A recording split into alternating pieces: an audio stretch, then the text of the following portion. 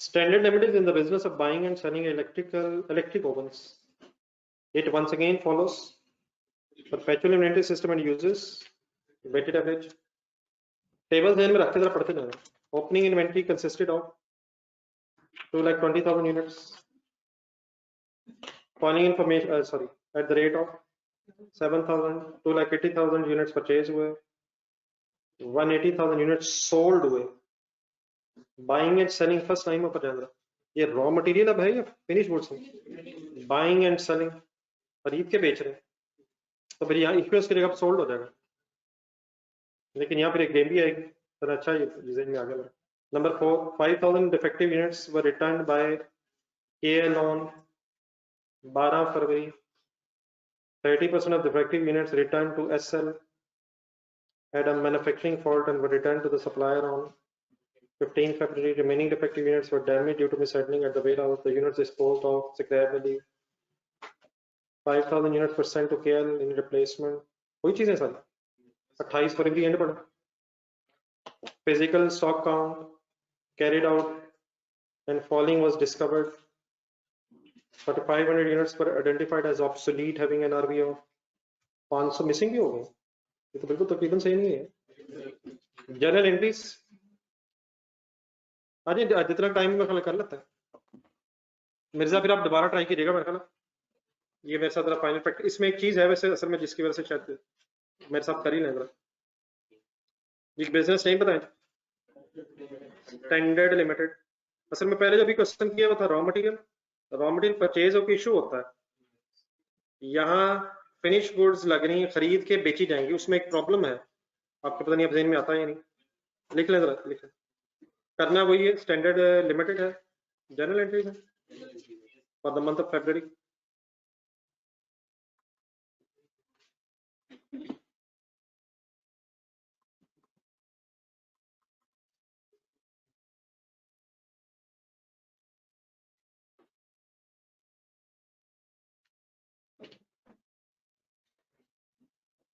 Date, description,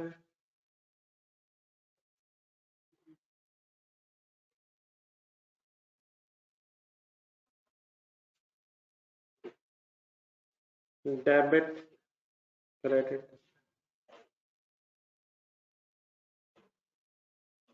बहरहाल major चीजें आप take it as a revision. जो एक शायद चीज मैं बनानी है वो बताता हूँ.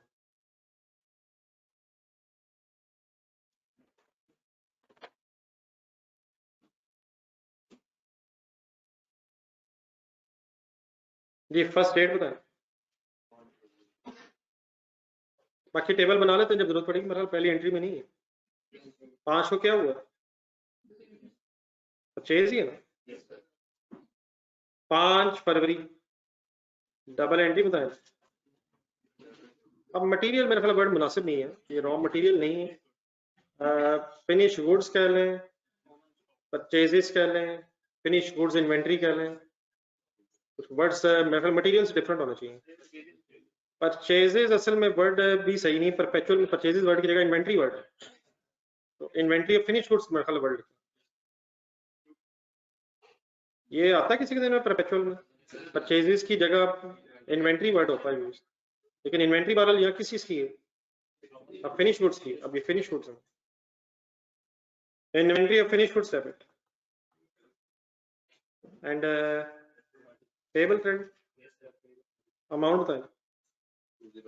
अभी ठीक ठाक बड़ी होगी मेरे ख्याल. 1000 में कर ही लेंगे, कम से कम 1000 में कर ही लेंगे. कितनी होगी? 2016 फिर भी मेरा मिलियन में होगी. गेम काफी बढ़ गई आगे. 2016 मिलियन अभी भी बनेगा शायद. तो 2016 000 लिख रहा हूँ. 1000 में लिख रहा हूँ. मिलियंस में लिखना डेफिनेटली लिख सकते हैं. लिखें लिखें लिखें लिखें.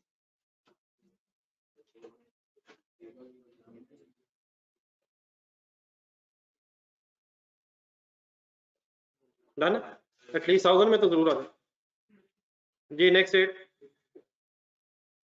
क्या हुआ इस दिन? सेल नहीं है. यही मसला. एक सेकंड है. किस प्राइस पे? किस प्राइस पे? नहीं नहीं नहीं नहीं ना, सेल प्राइस पे बेची हूँ. लेकिन सेल प्राइस से एंट्री बोलना है।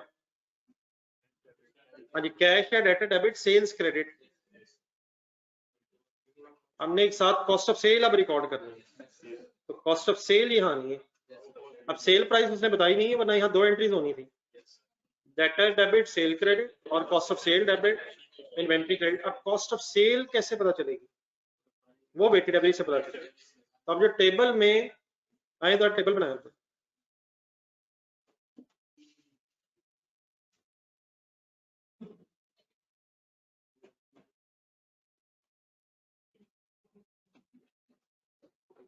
परपेचुअल इन्वेंट्री सिस्टम,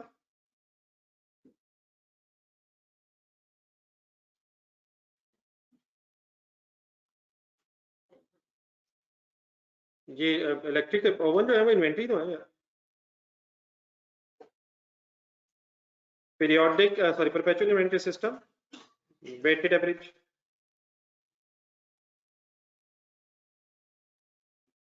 ये कॉलम्स, डेट, रिसीट, रिसीट का भी मतलब शायद परचेज ही है यहाँ, लेकिन अगला सोल्ड अगर चलो लिख लें, ठीक है, sold balance,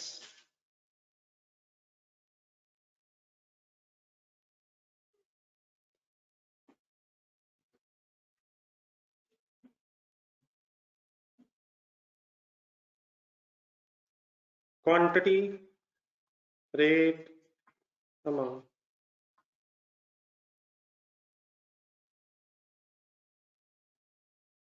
quantity, rate, amount.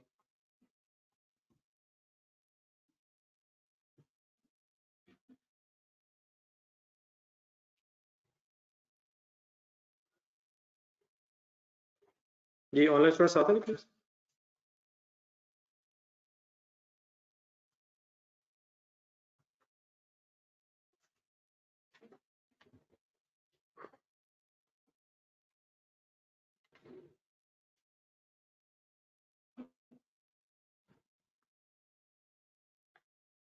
Opening balances देखा,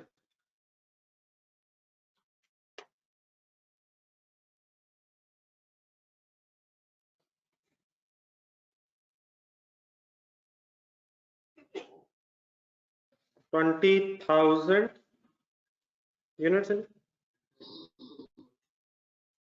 sorry 220,000, 2,20,000 units at the rate of 7,000, rate भी ज्यादा है, और 1540,000। इतनी बड़ी बड़ी फिगर्स इसलिए एग्जामिनर देता ताकि आप इसी चक्कर में पड़े रहें और टाइम वेस्ट करें, और ऐसे ही राउंड ऑफ करते रहें और ना करें ना करें, ये डिसीजन लेते लेते 10-15 मिनट हमारे वेस्ट हो जाते हैं, करूं ना करूं करूं ना करूं, उतनी देर में सवाल हो जाता है। ये फिगर ठीक है, काइंडली बताइए। 1540, पहली परचेज रिकॉर्ड करें जी इसमें,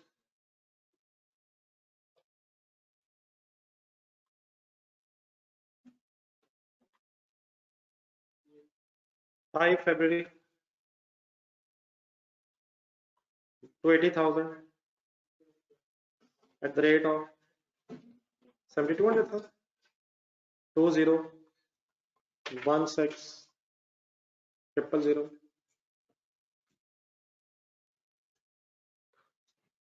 ये रेट निकालेंगे, नहीं रेट निकालेंगे वैसे, 5 लाख यूनिट्स हो जाएंगे। रेट कब निकालते हैं, यहाँ भी वही वर्ड है, परचेज एंड परचेज रिटर्न, 5112, सही है रेट, और फाइनल फिगर 3,556,000।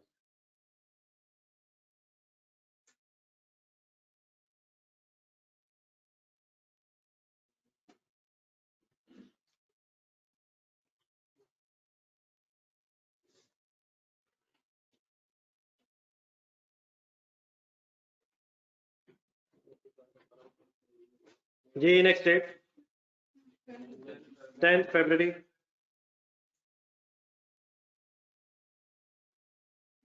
ये वाली जिसमें का ट्रांजैक्शन आ रही है, ये मेन फोकस है मेरा इस क्वेश्चन को करवाने का।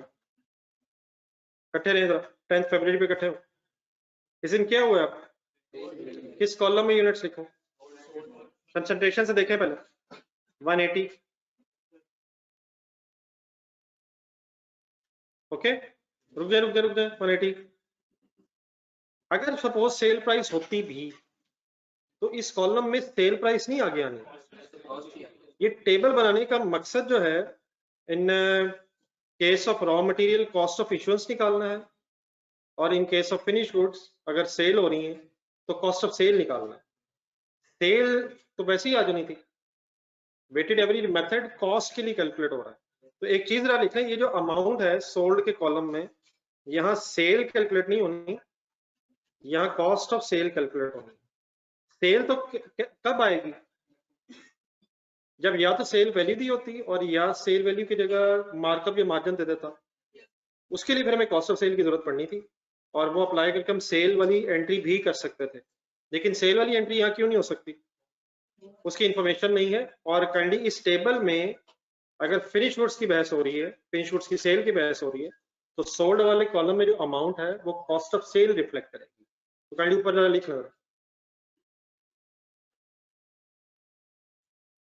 मीन्स से जब ये 1,80,000 यूनिट सेल हुए तो ये कहां से पकड़ के सेल किए हमने, कितने पड़े हुए थे, तो किस रेट पे पड़े थे। तो ये 7,112 इनकी कॉस्ट है हमारी, या ये सेल प्राइस है। ये तो हमारी कॉस्ट पे पड़े, ये खरीदे हुए पड़े हुए थे। तो यहाँ कॉस्ट ऑफ सेल कैलकुलेट होगी, और रिमेनिंग कितने यूनिट्स रह जाएंगे 320, और किस रेट पे रह जाएंगे, सेम रेट पे। रेट कब रिवाइज करना आप लोगों ने, परचेज और परचेज रिटर्न पे आपने रिकॉर्ड करना। करें जी फिगर्स 5।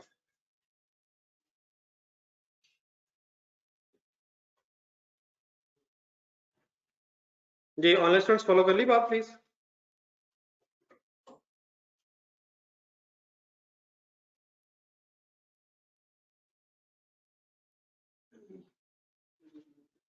जी मुझे बताइए करंट अमाउंट क्या आती है। 1280160। अब राउंड ऑफ करना है प्लीज, थाउजेंड्स में राउंड ऑफ करके मुझे फिगर्स बतानी है। लास्ट आंसर बैलेंस वाला 2275,840। नहीं अभी इसकी एंट्री करें, एक एंट्री कर लें, उसके बाद खुद से कर लीजिएगा। Cost of sale debit, cost of sale debit, inventory credit. कौन सी एंट्री क्यों नहीं लिखी हमने, सेल्स की क्यों नहीं लिखी, क्योंकि उसकी इंफॉर्मेशन नहीं है। किस चीज की इंफॉर्मेशन नहीं है, सेल प्राइस की इंफॉर्मेशन है। चलिए ये वाला पॉइंट इसमें मैंने डिस्कस करना था जो नया था। इन केस अगर चीजें आप खरीद के बेच रहे हैं, बाकी एवरीथिंग शायद is same. Next speed up और टाइम है, यही कंप्लीट करना मैक्सिमम। नेक्स्ट डेट बताएं, 12 को क्या हुआ, apply mind, apply mind. Cell return हुई है या परचेज रिटर्न, हमें कैसे पता चलेगा, तसल्ली रखें, बिल्कुल रिलैक्स है।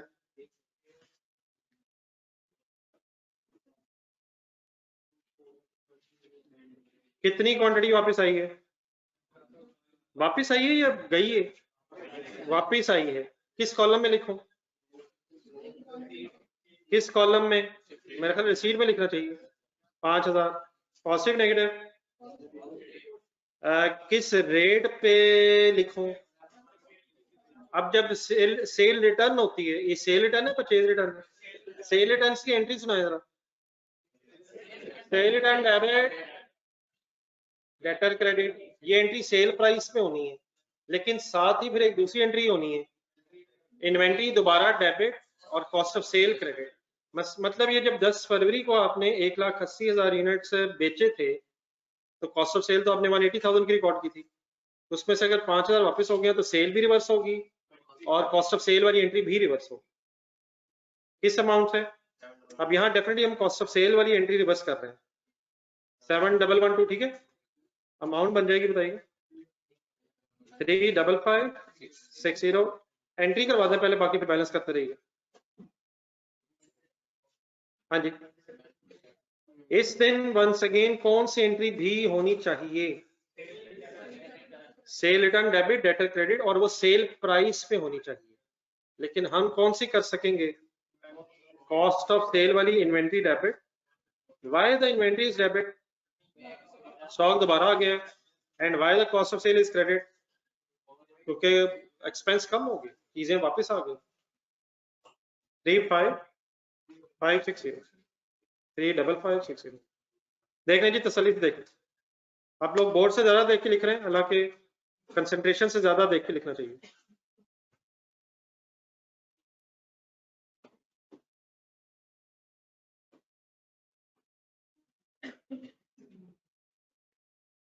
जी ऑनलाइन स्टूडेंट्स काइंडली जरा फाइनल कर रहे हैं यहाँ तक।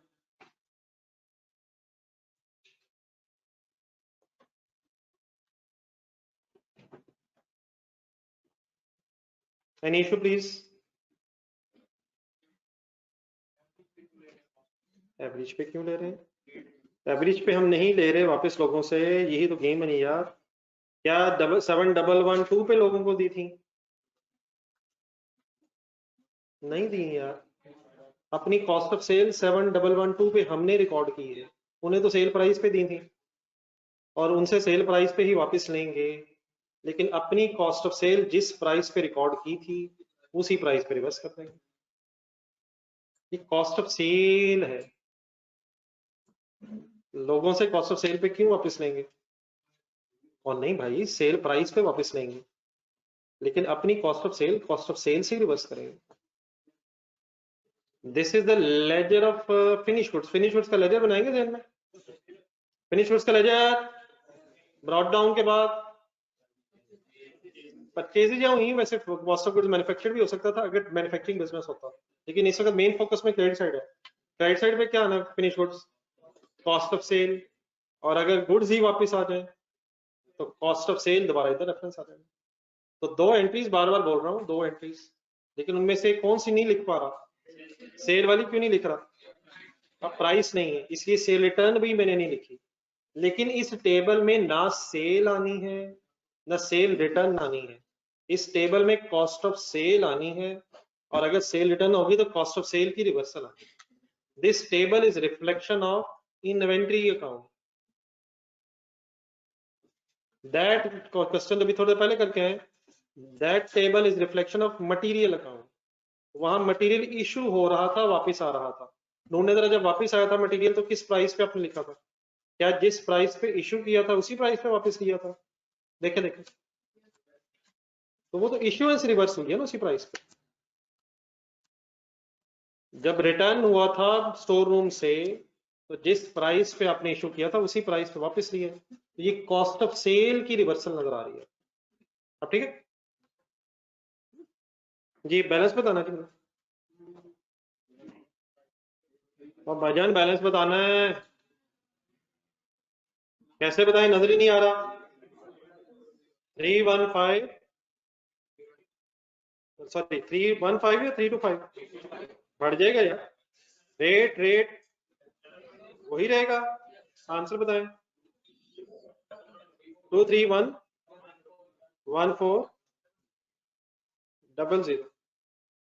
2311400। नेक्स्ट डेट जी 15 फरवरी। क्या हुआ इस दिन? कंसंट्रेट करना है, कंसंट्रेट करना है। नहीं सेल हुई, नहीं सेल हुई, कंसंट्रेशन कंसंट्रेशन। क्या हुआ इस दिन? क्या रिटर्न हुआ है? Purchase return, cell return, purchase return, game फिर वही आ रही है परचेज रिटर्न। कितने परसेंट किसमें से? दो हिस्से हैं इसके, रिमेनिंग बाद में करें, पहले 15 फरवरी पे आए।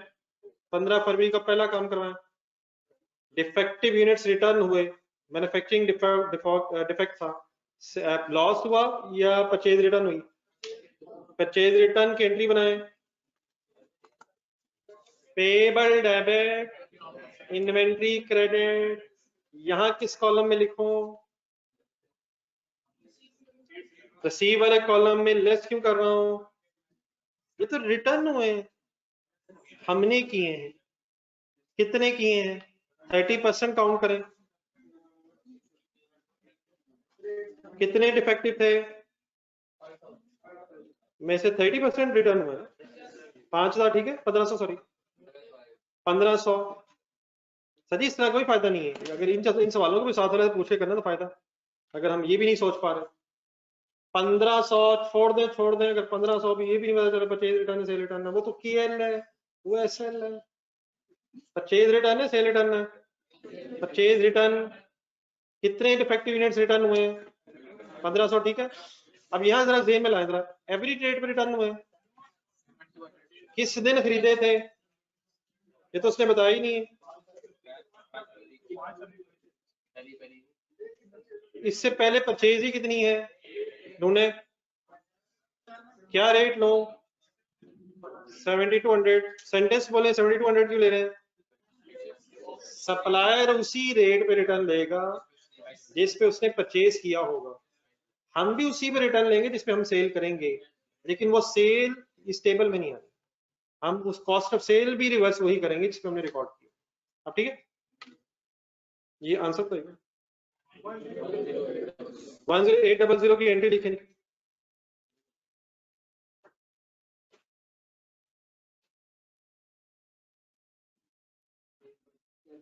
पेएबल डेबिट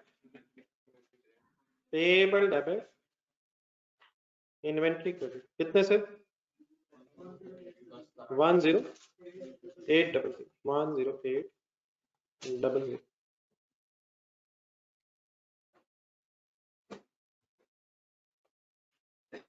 जी टेबल में आए,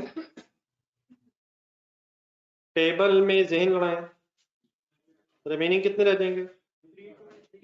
323,500, ऐसे ही है। रेट रिवाइज करेंगे, रेट कब रिवाइज होता है? After every purchase and purchase return. करें फाइनल।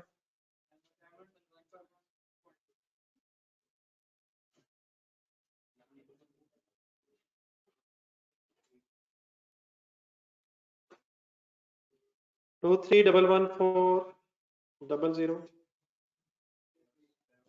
प्लस करेंगे माइनस 10800 डिवाइडेड बाय 325 माइनस 1500। जी ऑनलाइन स्टूडेंट साथ है। 7 फाइनल करते हैं यार, राउंड ऑफ कर लें, कहीं राउंड ऑफ कर लें। 7,111,112 देख लें, पॉइंट्स में जाना तो मर्जी तो है। अप्रॉक्सीमेटली आंसर बताएं। नहीं फाइनल आंसर ही 2300। अब जो राउंड फिगर लेगा, जो राउंडेड फिगर लेगा उसका थोड़ा सा डिफरेंस आ जाएगा, और जो पूरे कैलकुलेटर वाली फिगर लेगा वो 600 आ जाएगा। तो अब ये कोई मसला नहीं, राउंडेड लेंगे तो फिगर डिफरेंट आ जाएगी। 7,112 लेंगे एज इट इज, आपका आंसर डिफरेंट आ जाएगा। और अगर वो पूरे कैलकुलेटर वाली फिगर लेंगे जो राउंड नहीं हुई तो थोड़ा सा उसकी वजह से फर्क आ जाएगा। मतलब इसको बहस में रहने देते हैं, मेन काम करने में। जी ऑनलाइन स्टूडेंट साथ है, इसकी एंट्री लिखी है आपने 10,800 की। 10,800 की एंट्री हो गई सर, क्या हुई है? Payable debit and inventory credit. लेकिन इसी में रिमेनिंग वाली गेम है, remaining defective units were damage due to mishandling at the warehouse. ये करवाना चाहिए थी आपको, लगाएं जरा 1-2 मिनट।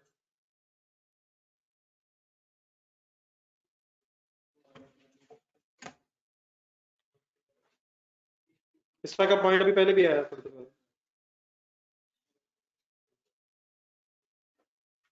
ये बेचते हैं 20 को, 20 को बेचते हैं।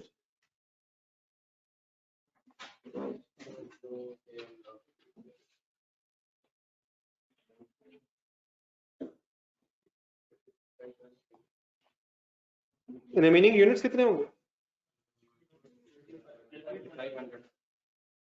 30% रिटर्न हुए, 35, बाकी 3500 आ जाएंगे। 7000 कैश डेबिट। अब इन्वेंट्री कॉस्ट निकालनी पड़नी, करें करें करें, कोशिश करें।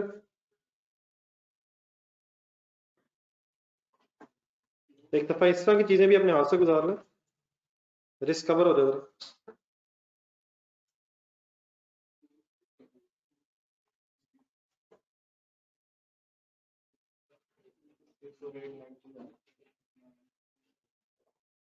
अप्रॉक्सीमेटली फिगर बताइएगा। 2489। अब देख रहे हैं वो थोड़ा सा आपका राउंड की वजह से है, लेकिन 7112 की बेस पे जो आ रहा है वो बता दो। 2489। बस अब रेट राउंडेड यूज करें, अब तो फिगर पे सेम आनी चाहिए सबकी। 3500 इंटू 7112 अप्रॉक्सीमेटली 24892, ठीक है। एंट्री फाइनल करेंगे फिर बैलेंस कर लेंगे।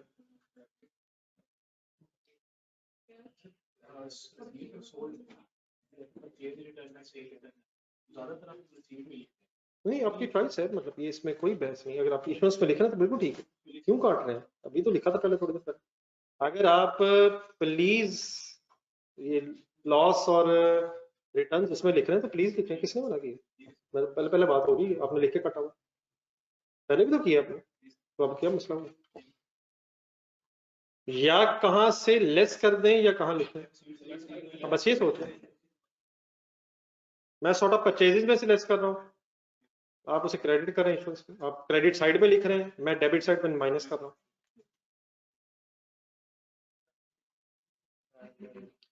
जी कैश डेबिट हो गया 7000, इन्वेंट्री क्रेडिट हो गई है कितने से? 24892 से। बैलेंसिंग फिगर लॉस है, प्रॉफिट एंड लॉस में जाएगा 17892, 17892।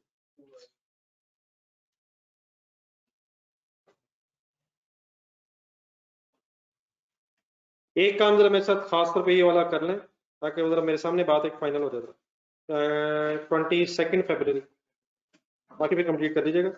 22 फरवरी कम से कम मेरे सामने करके उठे पड़े जरा, क्या है ये, और इंडिविजुअली करें जरा, इसको ना साइंस बनाइए। करें करें करें करें। ये जरा सॉरी, मुझे को बैलेंस बता दो जरा टेबल पे। यूनिट्स कितने बने थे? 320 7112। रेट बता दो, इसका अमाउंट बता दो। 2275708। बस ठीक है, जो भी आगे आगे चलो।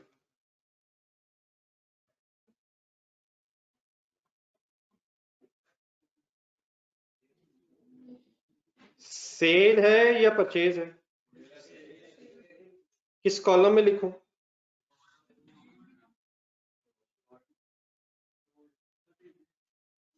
सेल है परचेज है?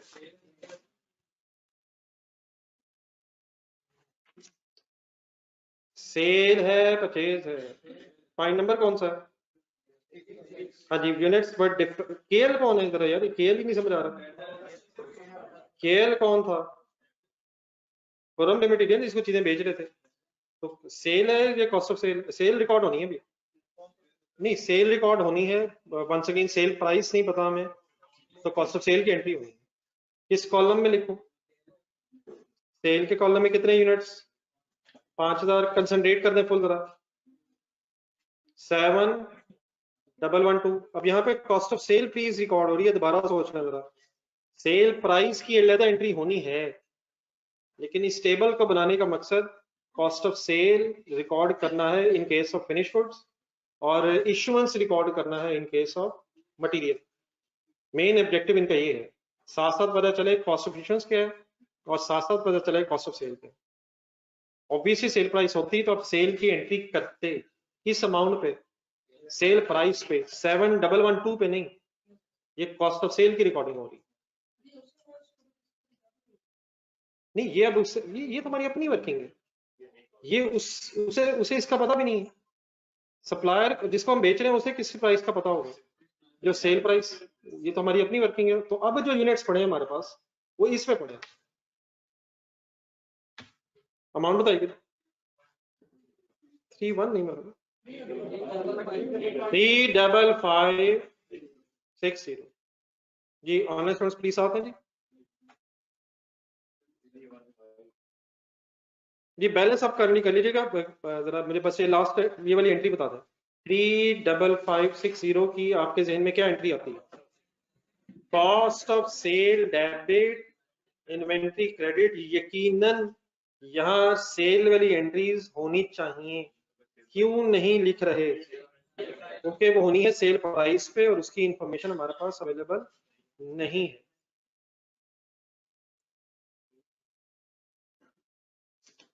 तो cost of sales debit inventory credit by 35560।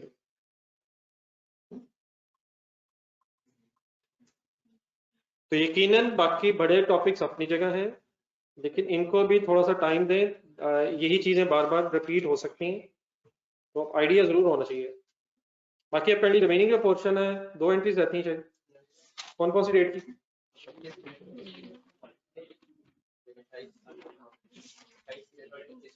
हाँ जी, एक 25 की रहेगी और बाकी में फिर वही है 500 वैसे ही लॉस है, और फिर लोअर ऑफ कॉस्ट एनआरवी है। थोड़ा सा रिवाइज करके मैं चले बाकी सब होमवर्क रखें। आज का इस तरह के होमवर्क मिर्जा जरा एक सेकंड थोड़ा सा दोबारा देख लें कहाँ तक पहुंचता है मिर्जा। मिर्जा का पेज नंबर बताइएगा। एक तो ये स्टैंडर्ड कर लें, स्टैंडर्ड ये वाला जो क्वेश्चन हो रहा था इसको कंप्लीट कीजिएगा। मिर्जा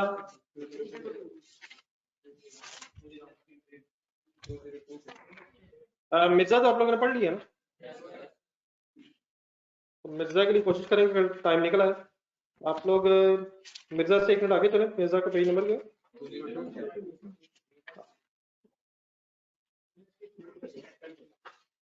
मेरे ख्याल में चाहे वीनस इस वक्त करें ना करें, ये जो डबल एंट्रीज टाइप चीजें हैं, कुछ लेजर लूजर, ये पहले बना लें।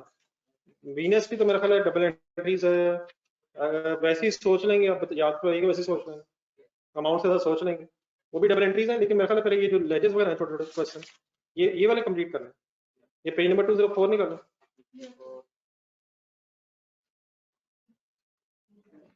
इसमें एक खालिद एंटरप्राइजेज है। अच्छा, ये वाले क्वेश्चन बिल्कुल अब सिंपल है, एक खालिद एंटरप्राइजेज के नाम से है, बल्कि एक और लिख रख लें इससे अगला वाला, ये 2 रखें, 204 एंड 205। पेज नंबर 204 पे जो है और 205 पे जो है। हाँ जी, इसमें लेजर्स बनाने हैं, मटेरियल का, वर्क इन प्रोसेस का, फिनिश गुड्स का, तो इनको जरा थोड़ा टाइम दे दें मेरा, ये एंट्रीज वगैरह को, ये भी ताकि जरा थोड़ी सी पक्की हो जाए। कल थोड़ा सा और इन चीजों को टाइम देके बात खत्म करें, तो वीडियोस वैसे ही आप करवा दीजिएगा अगर उससे टाइम ना भी मिले। तो मेरी तरफ से 2 चीजें रख लें, एक ये स्टैंडर्ड और ये पॉइंट नंबर 204 एंड 205, बाकी मिर्जा फिर कल इंशाल्लाह पढ़ेगा। ठीक है जी,